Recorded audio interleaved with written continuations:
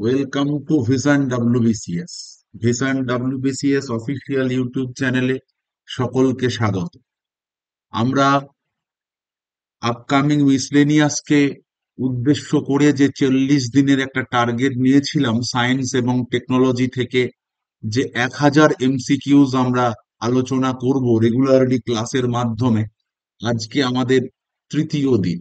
যে তৃতীয় দিনে আমরা 51 থেকে 75, অর্থাৎ আরো 25টা নতুন এমসিকিউ আলোচনা করব ফিজিক্স, কেমিস্ট্রি, বায়োলজি এবং টেকনোলজি থেকে। তো প্রত্যেককে ক্লাসটা দেখো এবং যে এমসিকিউ গুলো রয়েছে পরীক্ষার জন্য অত্যন্ত গুরুত্বপূর্ণ এমসিকিউ, সেগুলো আলোচনাগুলো একটু মনোযোগ করে শুনলে আমাদের এই যে মিসলেনিয়াস আসতে চলেছে তার এক্সামিনেশন খুব ভালো হবে, এটা আশাই করা যায়। এবার ক্লাসটা দেখার পর যদি তোমাদের এই পিডিএফটার প্রয়োজন হয়, তাহলে আমাদের ভিশন কম্পিটিটিভ এক্সাম অ্যাপ বলে যে মোবাইল অ্যাপ্লিকেশনটি রয়েছে, এই মোবাইল অ্যাপ্লিকেশনটি ইনস্টল যদি করে লগ ইন করা থাকে তাহলে তো কোনো সমস্যা নেই।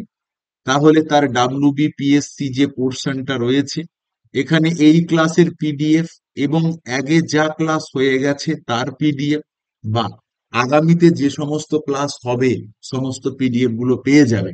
আর যদি কারোর এখনো vision competitive exam app install করা না থাকে, তাহলে এটা ইনস্টল করে লগ ইন করে নিও এবং প্রত্যেকটা ক্লাসে, যে কোনো ধরনের ক্লাস যা আমাদের চলছে তার যে ফ্রি পিডিএফ এবং যে স্টাডি মেটেরিয়াল, সেটা এখান থেকেই তোমরা পেয়ে যাবে। আমরা আজকে শুরু করব ডে 3-র ক্লাস। আমাদের অলরেডি 50টা এমসিকিউ আলোচনা করা হয়ে গেছে। আমরা আজকে আলোচনা করব 51 থেকে 75, যার প্রথম এমসিকিউ রয়েছে। প্রথম প্রশ্ন রয়েছে, C dot function under which union ministry of India. C dot function কোন মিনিস্ট্রি রয়েছে? Ministry of electronics and IT, ministry of science and technology, ministry of external affairs, ministry of communication. এই যে C dot function কোন মিনিস্ট্রির রয়েছে, বলো তোমরা, চেষ্টা করো যে সি ডট যে ফাংশন বা centre for development of telematics, অর্থাৎ এই সি ডট এই ফাংশনটা রয়েছে কার? Option b right answer, ministry of science and technology. অনেক সময় এই সি ডট এর ফুল ফর্ম থেকেও কিন্তু প্রশ্নটা দেয়, সেটাও কিন্তু একটু দেখে রাখতে হবে। ফাউন্ডার কে? Sam Pitroda. Okay, headquarter Delhi. Indian director doctor Pankaj Kumar, যিনি এখন রয়েছেন। ওকে, তাহলে কার দায়িত্বে রয়েছে? Ministry of science and technology. চলো কোশ্চেনের নাম নেক্সট।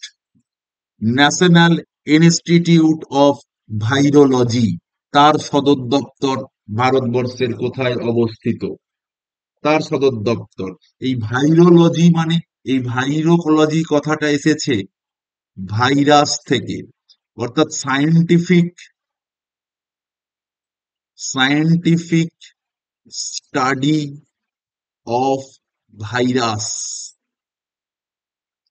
অর্থাৎ ভাইরাসের যে বিজ্ঞানসম্মত পড়াশোনা তাকেই আমরা বলি ভাইরোলজি। তাহলে ভাইরোলজি, ইনস্টিটিউট অফ ভাইরোলজি, তার সদর দপ্তর কোথায় অবস্থিত? তার সদর দপ্তর পুনে, নিউ দিল্লি, মুম্বাই, হায়দ্রাবাদ। কোথায় অবস্থিত? তোমরা প্রত্যেককে চেষ্টা করো। দ্যাট ইজ অপশন এ, পুনেতে অবস্থিত। কোথায় অবস্থিত?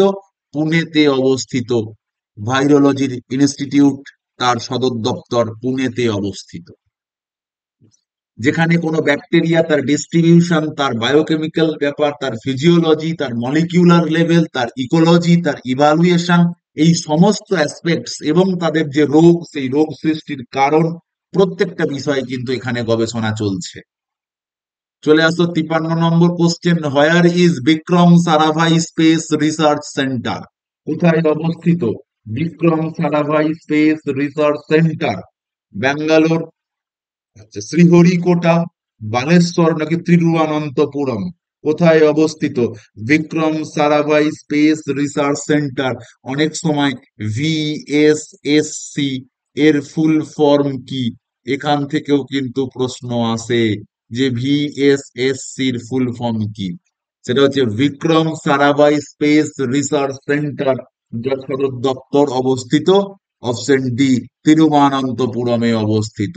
কোথায় অবস্থিত? তার সদর দপ্তর তিরুবনন্তপুরমে অবস্থিত। এটাই হলো ভারতবর্ষের ইন্ডিয়ান স্পেস রিসার্চ অর্গানাইজেশন। যদি সেটাও প্রশ্নে থাকতো একই অ্যান্সার। অনেক সময় ইসরো এর ফুল ফর্ম থেকেও কিন্তু পরীক্ষায় প্রশ্ন আসে যে ইসরোর ফুল ফর্ম কি, ইন্ডিয়ান স্পেস রিসার্চ অর্গানাইজেশন, যেটা কার নামে? ডক্টর বিক্রম সারাভাইয়ের নামে নামাঙ্কিত হয়েছে। নেক্সট প্রশ্ন, 54 নম্বর প্রশ্ন, সিএসআইআর। আমরা বলি না সিএসআইআর নেট পরীক্ষা, তো what is the full form of CSIR? Council of scientific and industrial research, centre for science and industrial research, centre for share and investment ratio, council of scientific and informal research. সঠিক উত্তর কি হবে? CSIR এর full form কি? CSIR এর full form হলো council of scientific and industrial research. দেখবে যারা বিজ্ঞানের বিভিন্ন শাখায় পিএইচডি করছে তারা বলে CSIR net. CSIR, the full form of CSIR, Council of Scientific and Industrial Research, that is option A is the right answer. এই যে সিএসআইআর এর কথা বলা রয়েছে, যেটা 1942 সালে প্রতিষ্ঠা হয়েছিল, অটোনমাস একটা বডি, স্বশাসিত একটা বডি। নেক্সট প্রশ্ন, the golden rice contain, golden রাইসের মধ্যে কি থাকে? Vitamin A, vitamin C, vitamin E, vitamin D. Vitamin A, C, E, D, golden rice. Golden rice হচ্ছে কি? গোল্ডেন রাইস খুব একটা ভালো খাদ্য, যার মধ্যে প্রচুর পরিমাণে কি থাকে? ভেরি গুড আনসার হচ্ছে অপশন এ, ভিটামিন এ থাকে প্রচুর পরিমাণে, means beta carotene. Beta carotene উপস্থিত থাকে এর মধ্যে প্রচুর পরিমাণে। আমরা জানি এই ভিটামিন এর যদি আমাদের শরীরে ল্যাক বা অভাব সৃষ্টি হয়, তাহলে কি রোগের সৃষ্টি হয়? নাইট ব্লাইন্ডনেস বা রাতকানা রোগের সৃষ্টি হয়। এছাড়াও বিভিন্ন রকমের স্কিনের সমস্যা, ইমিউনো সিস্টেম, ভিশন, এই ভিশনের প্রবলেমটাকেই আমরা এই নাইট ব্লাইন্ডনেস বা রাতকানা হিসাবে সিগনিফাই করছি। Next question, IC in computer, কম্পিউটারের ক্ষেত্রে এই আইসি যে টার্মটা রয়েছে সেই টার্মটার ফুল ফর্ম কি?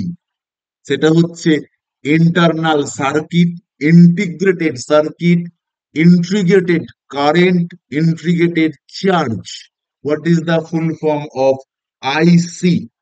আইসি মিনস হচ্ছে, সেটা হচ্ছে circuit. Option B, option B is the right answer, integrated circuit. মনে রাখতে হবে the full form of IC, integrated circuit. কি এটা?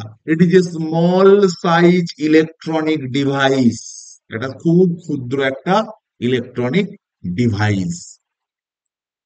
নেক্সট প্রশ্ন, which the following is a bio fertiliser? Bio ফার্টিলাইজারের বাংলা কথা কি? নিচের কোনটি জৈব সার হিসাবে ব্যবহৃত হয়? আমরা শুনেছি না বর্তমানে কেমিক্যাল ফার্টিলাইজার, যে কেমিক্যাল ফার্টিলাইজারদের বা রাসায়নিক সারদের ইউজ করে জমির যে উর্বরতা শক্তি, সেই উর্বরতা শক্তি বহুলাংশে নষ্ট হচ্ছে। তাই বর্তমানে জমিতে এই বায়ো ফার্টিলাইজার বা জৈব সারের ব্যবহার অত্যন্ত মাত্রায় বৃদ্ধি পেয়েছে। তাহলে এগুলোর মধ্যে কোনটা জৈব সার? ইউরিয়া, 2,4-D, স্ট্রেপ্টোমাইসিলিন নাকি অ্যাজোলা? এগুলোর মধ্যে কোনটা জৈব সার? সঠিক উত্তর হচ্ছে অ্যাজোলা। আমরা জানি এই অ্যাজোলা কি করতে পারে? মাটিতে নাইট্রোজেন ফিক্সেশন বা নাইট্রোজেন স্থিতিকরণ করতে সক্ষম। তাহলে অপশন ডি উত্তর। অ্যাজোলা, যেটা বায়ো ফার্টিলাইজার বা জৈব সার হিসাবে ইউজ করা যায়। নেক্সট প্রশ্ন, প্রশ্নের নাম 58, the pH value of blood. PH মানে কি? কোন দ্রবণে এইচ প্লাস আয়নের গাঢ়ত্ব, এই এইচ প্লাস আয়নের গাঢ়ত্বের ওপর বেস করেই আমরা বলতে পারি কোন দ্রবণ আম্লিক নাকি ক্ষারীয়। যদি পিএইচ মান 7 হয় তখন সেই দ্রবণ কি নিউট্রাল, না অ্যাসিড না ক্ষার। এবার 7 থেকে যত কমবে, 6, 5, 4, 3, 2, 1, যত কমতে থাকবে আস্তে আস্তে সেটা কি হবে? তত অ্যাসিড। আর যত বাড়বে, 8, 9, 10, 11, 12, 13, 14, সে হতে থাকবে তত বেশ বা ক্ষার। তো আমাদের বলেছে আমাদের যে ব্লাড, রক্তের পিএইচ কত? 5, 6.4, 7.4 নাকি 8? রক্তের পিএইচ কত? রক্তের পিএইচ হচ্ছে 7.4। তার মানে কি? একটু এদিকে, একটু, তার মানে রক্ত কি প্রকৃতির? একটু ক্ষারীয় প্রকৃতির, বেশ। রক্ত হলো 7.40, অ্যাকচুয়ালি মানটা 7.35 থেকে 7.45 এর মধ্যে তার পিএইচ এর মানটা ঘোরাফেরা করে, তাহলে স্লাইটলি বেসিক। নেক্সট প্রশ্ন, insulin is produced by, insulin কোথা থেকে উৎপন্ন হয়? আইলেটস অফ ল্যাঙ্গারহ্যান্স, পিটুইটারি গ্রন্থি, থাইরয়েড গ্রন্থি, অ্যাড্রেনাল গ্রন্থি। আমরা জানি এখানে এগুলো, দেখো পিটুইটারি, থাইরয়েড, অ্যাড্রেনাল, আমরা জানি প্রথম কথা ইনসুলিন খরিত হয় অগ্নাশয় থেকে, অগ্নাশয়ের থেকে। তাহলে সঠিক উত্তর আইলেটস অফ ল্যাঙ্গারহ্যান্স। এই আইলেটস অফ ল্যাঙ্গারহ্যান্স এর বিভিন্ন প্রকোষ্ঠ আছে, আলফা প্রকোষ্ঠ আছে, বিটা প্রকোষ্ঠ আছে। এই বিটা প্রকোষ্ঠ থেকে ইনসুলিন খরিত হয়, এবং এখনো পর্যন্ত একমাত্র ইনসুলিনই একমাত্র হরমোন যাকে কৃত্রিম ভাবে প্রস্তুত করা গেছে, আর কিন্তু এই জেনেটিক ইঞ্জিনিয়ারিং এর প্রয়োগ ঘটিয়ে, জেনেটিক ইঞ্জিনিয়ারিং এর প্রয়োগ ঘটিয়ে। আর কোন হরমোনকে কিন্তু কৃত্রিম ভাবে তৈরি করা যায়নি এখনো পর্যন্ত। কোশ্চেনের নাম 60, iodised salt.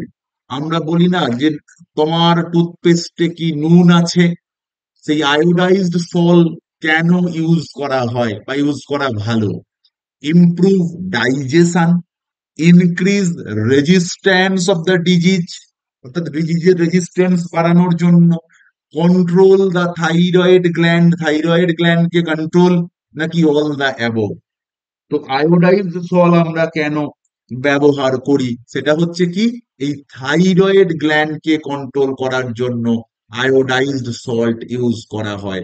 Control the thyroid gland. এই থাইরয়েড গ্ল্যান্ড থেকে কি হরমোন খরিত হয়?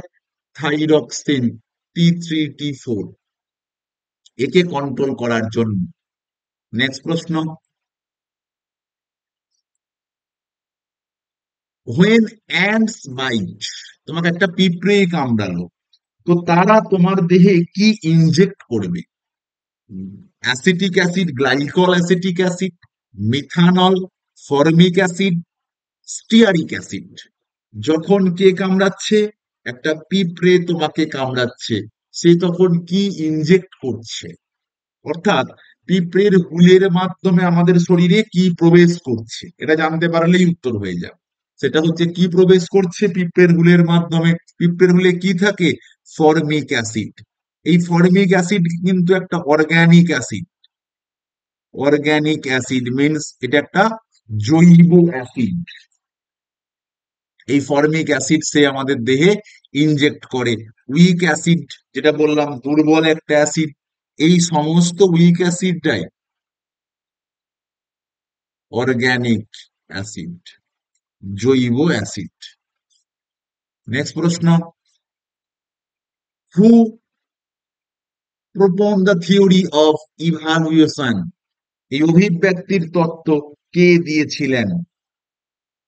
অভিব্যক্তির তত্ত্ব কে দিয়েছিলেন? স্প্রিন্টার, ডারউইন, ওয়েলস নাকি হাক্সলে? কে দিয়েছিলেন অভিব্যক্তির তত্ত্ব, evaluation theory proposed by scientist Charles Darwin?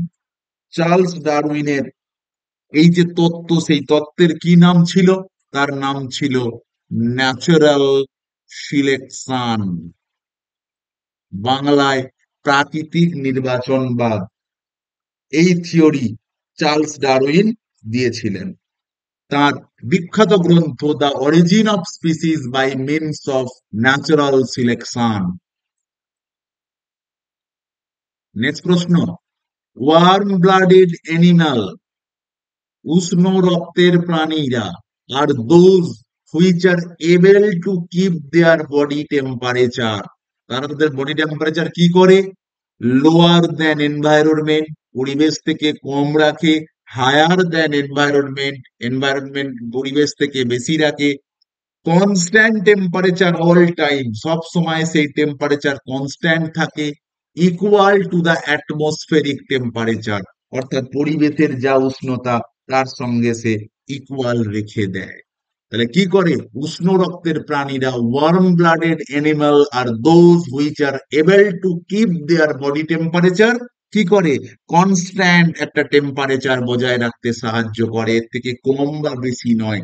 বেশি হয়ে গেলে এরকম আমাদের জ্বর জ্বর ভাব, তাই একটা কনস্ট্যান্ট রাখতে সাহায্য করে, একটা কনস্ট্যান্ট বজায় রাখতে সাহায্য করে, একটা স্থিরতা বিষয় যেটা রয়েছে সেটা বজায় রাখতে সাহায্য করে, কনস্ট্যান্ট বজায় রাখে।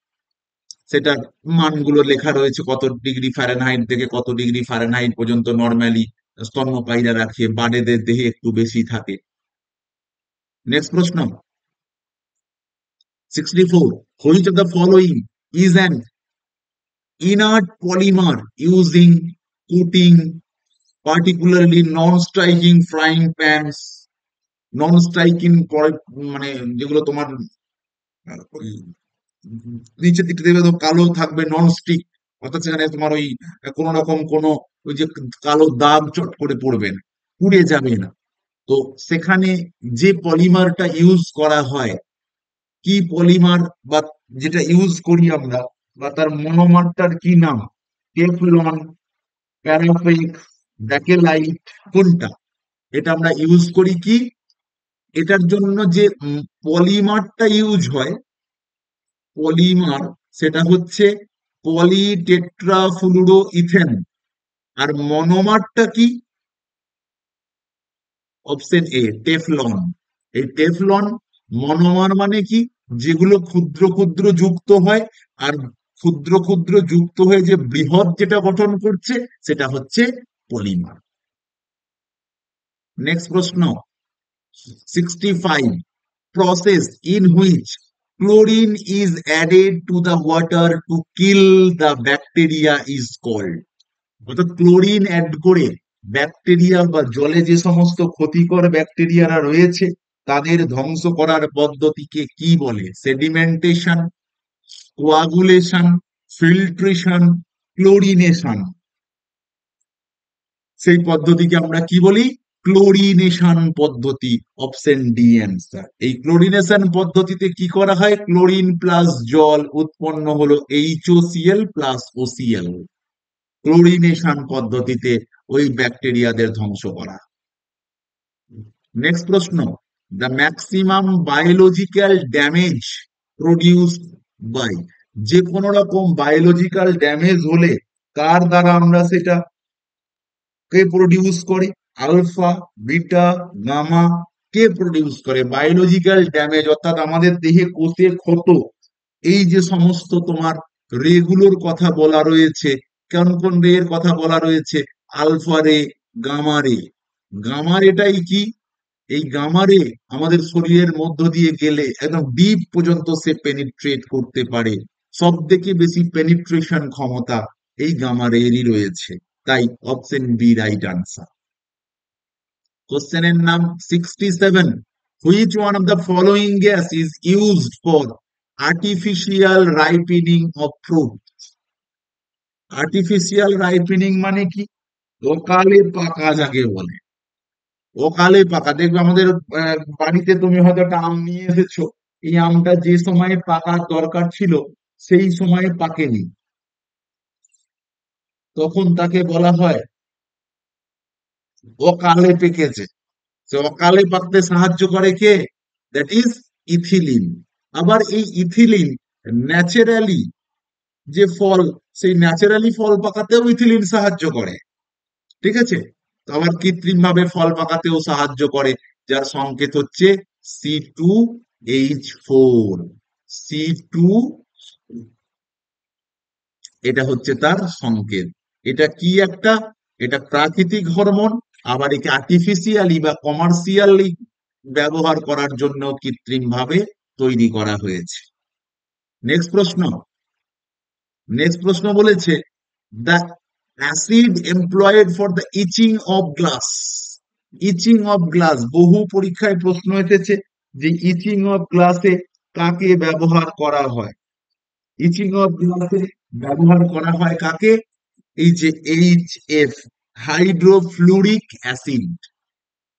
ওকে, HF, এই HF ব্যবহার করা হয় কোথায়? ইচিং অফ গ্লাস, যেটা একটা খুব দুর্বল অ্যাসিড বা উইক অ্যাসিড, এটা আমরা ব্যবহার করি ইচিং অফ গ্লাস। কিসের জন্য? Which removes material from the glass surface. গ্লাসের সারফেসে যে সমস্ত মেটেরিয়াল আছে সেগুলোকে রিমুভ করতে সাহায্য করে হাইড্রোজেন ক্লোরাইড। নেক্সট প্রশ্ন, স্টেনলেস স্টিল। এই স্টেনলেস স্টিল কি? এই স্টেনলেস স্টিল হচ্ছে একটা অ্যালয়, সংকর ধাতু। সেই স্টেনলেস স্টিলের সংকর ধাতুতে কার কার মিশ্রণ? Fe chromium nickel, Fe nickel copper, Fe Mn chromium, Fe cobalt nickel. Stainless স্টিলে কার সংকর ধাতু? এই স্টেনলেস স্টিলের মধ্যে থাকে আয়রন, ক্রোমিয়াম এবং নিকেল। আয়রন, ক্রোমিয়াম এবং নিকেলের সংকর ধাতু স্টেনলেস স্টিল। কি কি থাকবে? আয়রন, ক্রোমিয়াম এবং নিকেল, এই তিনটে নিয়ে তৈরি হয় কি, যে সংকর ধাতু, তার নাম হচ্ছে stainless steel. Next question, 70 number. Which of the following is a natural polymer. প্রাকৃতিক পলিমার কোনটা? টেরিলিন, অনিয়ন, স্টার্চ নাকি অ্যাক্রন? কোনটা ন্যাচারাল পলিমার? আমরা একটু আগেই কিন্তু আলোচনা করেছি আজকের ক্লাসে, পলিমার এবং মোনোমার। মোনোমার মানে ক্ষুদ্র, এই ক্ষুদ্র ক্ষুদ্র গুলো একত্রিত হয়ে গঠন করছে পলিমার। এগুলোর মধ্যে একটা স্টার্চ হচ্ছে একটা বৃহৎ পলিমারের উদাহরণ। তাই আমরা কি বলছি, যে এই স্টার্চ, এটা কি? Complex carbohydrate. তাহলে কমপ্লেক্স মানে কিন্তু একটা লং, একটা চেন তৈরি হবে, একাধিক মনোমাররা একত্রিত হয়ে একটা পলিমার চেন তৈরি করবে। নেক্সট প্রশ্ন, 71। Which of the following element is a semi conductor. খুব প্রশ্ন আছে, অ্যালুমিনিয়াম, মার্কারি, সিলিকন নাকি সিলভার, কে সেমি কন্ডাক্টর হিসাবে ব্যবহৃত হয়? Option C is the right answer, silicon. কারণ কি? সিলিকন কেন? সিলিকন, আচ্ছা, সেমি কন্ডাক্টর মেটেরিয়াল কি? দ্যাট হ্যাভ এ কন্ডাক্টিভিটি, যার কন্ডাক্টর যে বাহক তার মতো তো বেশিও নয়, যে একদম কম বহন করতে পারে না তার মতো নয়, এদের মাঝামাঝি ভাবে কাজ করছে অ্যাজ আ সেমি কন্ডাক্টর, কে? সিলিকন। নেক্সট প্রশ্ন, Einstein proposed the idea of special theory of relativity। Relativity, special theory of relativity, কত সালে তিনি এই থিওরি প্রপোজ করেছিলেন? 1901, 3, 5, 7। আইনস্টাইন তার যে স্পেশাল থিওরি সেটা দিয়েছিলেন 1905 সালে। এই 1905 সালের স্পেশাল থিওরিটা কি ছিল? আইনস্টাইনের সেই বিখ্যাত রিলেটিভিটি, থিওরি অফ রিলেটিভিটির যে তত্ত্ব, সেটা দিয়েছিল। নেক্সট প্রশ্ন, at the time of short circuit, যখন শর্ট সার্কিট হয়ে যায়, the current in the circuit, এই সার্কিটের কারেন্টে কি হবে? Sustainability radius, do not change, increase the, হবে নাকি ভ্যারি কন্টিনিউয়াসলি। যখন শর্ট সার্কিট হয়ে যায়, আমরা শুনেছি বাড়িতে শর্ট সার্কিট হয়ে যায়, তখন কি হয়, হঠাৎ করে বেড়ে যায়, ইনক্রিজ হেভিলি, হঠাৎ করে সেটা বেড়ে গেছে, তাই বলছে ইনক্রিজ হেভিলি। শর্ট সার্কিটের সময়ে কি হয়, the flow of the current take place through a very low resistance such as. Next প্রশ্ন 74, 10 মাইল সমান কত কিলোমিটার? 10 মাইল ইকুয়াল টু কত কিলোমিটার? 12, 18, 14, 16। অ্যাকচুয়ালি 1 মাইল সমান হচ্ছে তোমার অ্যাপ্রক্স 1.6 কিলোমিটার।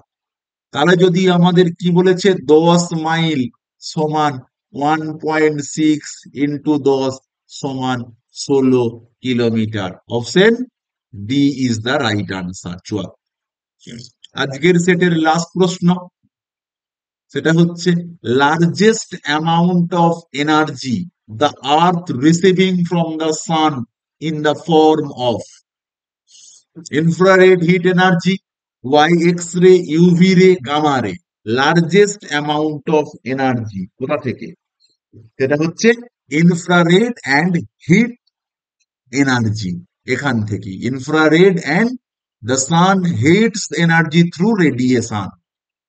ওকে, এবং এটাও অনেক সময় প্রশ্ন দেয় যে নিউক্লিয় সংযোজন নাকি নিউক্লিয় বিভাজন, কোনটার মাধ্যমে এই যে সূর্যের যে ব্যাপক শক্তি তার উৎসটা কি, এটাও কিন্তু অনেক সময় প্রশ্ন দেয়। ওকে, তাহলে এই ছিল আমাদের আজকের তৃতীয় সেটের 25টা এমসিকিউ সায়েন্স থেকে আলোচনা। তৃতীয় ক্লাসের আলোচনা এখানেই শেষ। ঠিক পরের দিন এই সময়ে চতুর্থ ক্লাস নিয়ে হাজির হব। ততক্ষণ সকলে ভালো থেকো। Thank you, tata.